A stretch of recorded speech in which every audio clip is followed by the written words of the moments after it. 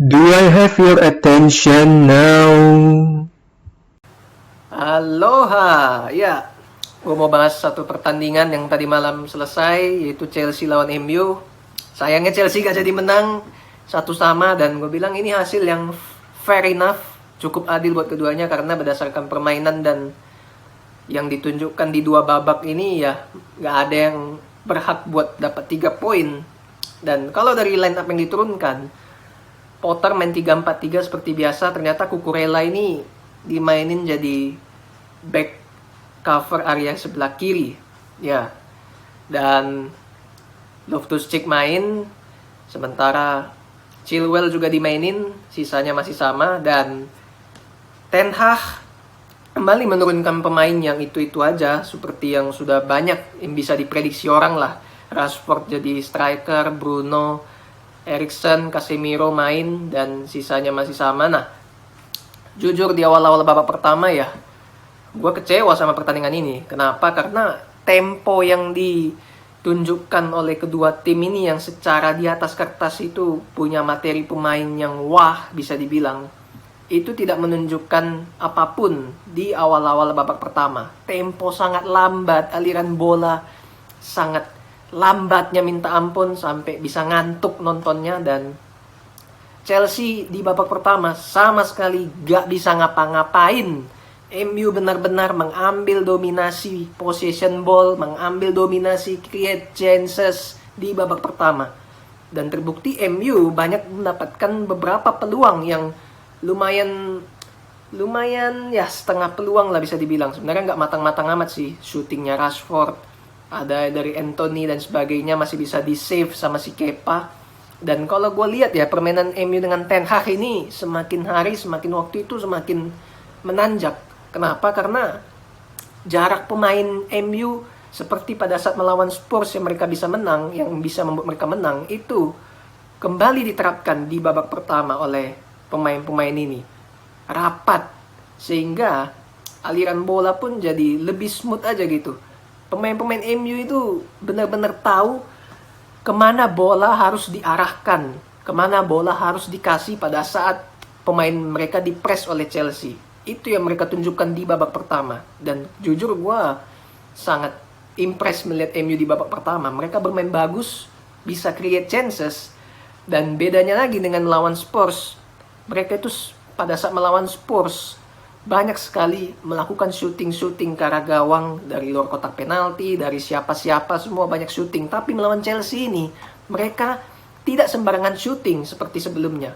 Mereka lebih meminimalisir keinginan untuk shooting sembarangan ke arah gawang, entah on target ataupun off target, you name it lah pada saat melawan Spurs. Kali ini tidak. Mereka lebih main kombinasi di kotak penalti, di mana ada 2-3 orang main di kotak penalti, jarak yang begitu rapat. Tapi beberapa kali juga end passing yang diberikan pada saat ingin melakukan finishing itu beberapa kali gagal juga, sehingga harus terhenti di tengah jalan. Dan shooting yang diberikan pun ya masih bisa di save oleh Kepa. Dan akhirnya Cucurella di pertengahan setengah jam itu ditarik keluar, diganti Kovacic. Sepertinya Potter memang menyadari bahwa anak-anaknya ini nggak bisa handle lini tengah, nggak bisa kuasai lini tengah. Dia lihat bahwa lini tengahnya ini benar-benar dikuasai oleh Eriksen, Casemiro, dan Bruno. Dan akhirnya dia main 4-3-3 kan di babak kedua. Yang jelas babak pertama itu, di penghujung babak pertama lah, baru Chelsea bisa dapat seperempat peluang lah lewat Aubameyang yang positioningnya nggak ideal, tapi harusnya dia bisa nyeplosin ke gawang, tapi ya dia lewatkan kesempatan itu. Dan Bruno itu bermain bagus loh di babak pertama. Dia bisa kasih true pass. Nah, banyak sekali true pass yang dilakukan oleh MU di lewat tengah. Nah, ini yang menjadi kemajuan buat MU sendiri. Dan ya sangat positif. Dan akhirnya halftime 0-0. Masuklah di babak kedua. Chelsea langsung berubah 180 derajat di babak kedua, di mana mereka langsung ngepres, langsung ingin mendominasi bola. Kayaknya di ruang ganti pemain-pemain Chelsea ini udah pada digampar satu-satu ini sama si Potter. Karena apa yang dilakukan oleh pemain-pemain dia di babak pertama sama sekali gak mencerminkan seorang tuan rumah yang bermain di rumahnya sendiri gitu loh. Ya kali lu tuan rumah, lu jadi tim kandang, tapi malah bisa dibilang diacak-adul, diacak-acak sama tim tamu lu gitu ya. Akhirnya berubah di babak kedua. Chelsea lebih ingin punya inisiatif, main 4-3-3 jauh lebih berfungsi, di mana permainan lebih imbang lah di babak kedua. MU gak mau kalah juga, Chelsea juga ngotot juga, dan ya jujur ya lebih berimbang. Dan secara peluang pun sebenarnya Chelsea walaupun bisa lebih mengimbangi tapi nggak banyak peluang juga, karena end passingnya itu selalu putus di tengah jalan. Sterling dan Mason Mount di pertandingan ini hancur sama sekali, gak bisa memberikan nilai tambah apapun. Aubameyang jarang sekali dapat supply di babak kedua. Kovacic masuk bisa membuat lini tengah mereka jauh lebih balance lah ketimbang di babak pertama main 3 back. Nah, ini yang menjadi kuncinya Chelsea bisa mengimbangi MU di babak kedua. Sementara dari MU-nya, ya mereka gak mau kalah juga, dan Sancho yang jelek gak bisa memberikan nilai tambah apapun akhirnya ditarik. Rashford bekerja keras seperti biasa tapi ya kurang terlibat ya. Jadi dia yang jarang dapat supply di babak kedua. Dan kalau gue bandingkan pada saat melawan Spurs dengan Chelsea ini, bisa dibilang permainan MU ini ya 70%-nya diadopsi lah dari lawan Spurs.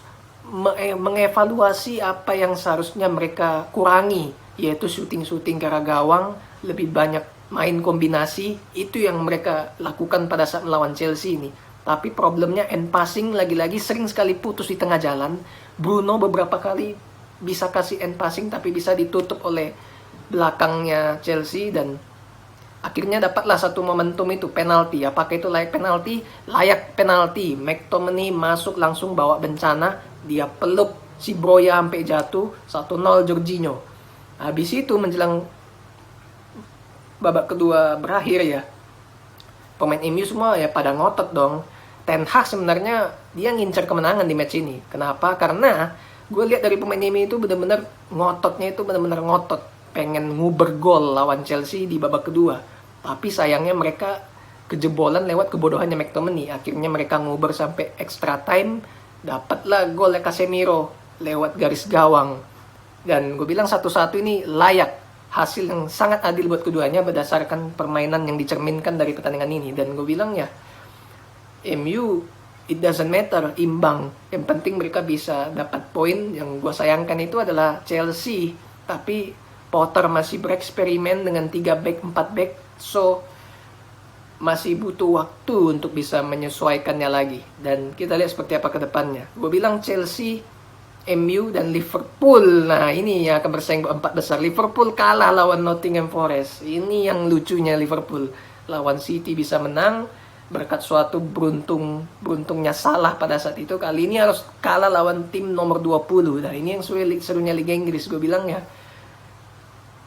sekalipun Jurgen Klopp bersalah di pertandingan ini karena kalah, gue bilang gak adil juga menyalahkan Klopp, karena dia sudah membawa Liverpool yang dari 2015 terpuruk sampai bisa bangkit, dapat Liga Champion, dapat Liga segala macam. Tiba-tiba pada saat kondisi sekarang timnya lagi inkonsistensi, dia yang disalahkan sepenuhnya. Gak layak, gak adil benar buat dia. Ya, kita lihat seperti apa ke depannya. Apakah Liverpool bisa masuk 4 besar? Gak usah bicara juara lagi deh. It's done, bosku. Thanks for watching. Say goodbye to the other side.